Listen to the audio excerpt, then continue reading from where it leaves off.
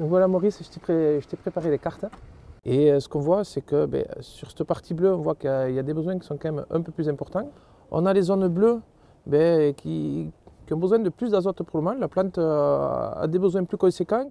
Par contre, sur la partie jaune, donc là, il y a des besoins qui sont un peu moins élevés. La plante est déjà suffisamment alimentée en azote.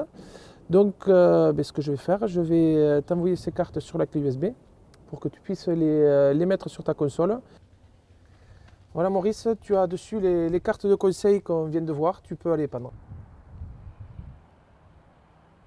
L'agriculteur, avec ces nouvelles technologies, il a de plus en plus d'outils, de moyens d'être encore plus précis, d'avoir des conseils, des interventions encore plus justes. Et du coup, il ne s'en prive pas. On va transformer cette image en conseil d'azote pour l'agriculteur pour qu'il puisse apporter la quantité juste dont a besoin la plante au moment où l'agriculteur va passer. L'objectif, c'est d'amener la bonne dose au bon endroit.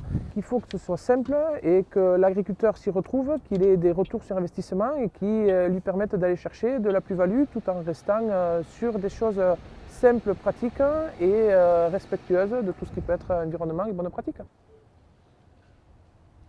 Les différentes technologies nous permettent d'être plus précis dans notre travail, mettre en place nos différents produits à l'endroit où on en a le plus besoin.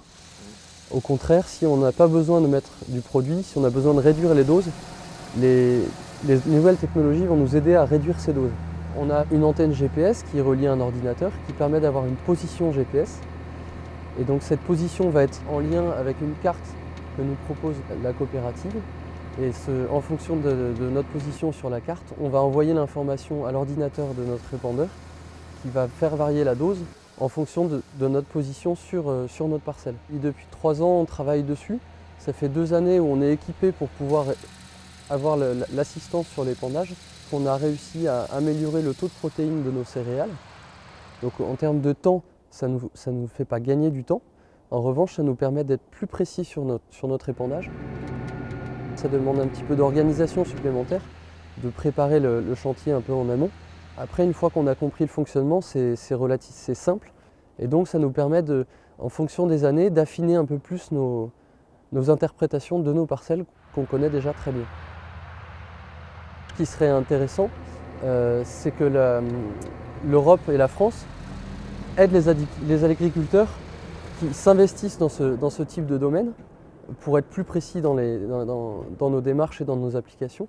C'est-à-dire qu'on ait un bénéfice à aller dans cette voie-là et pas au contraire de pénaliser ceux qui n'y vont pas. C'est-à-dire d'aller vers une amélioration globale, c'est-à-dire pousser tout le monde à être plus performant.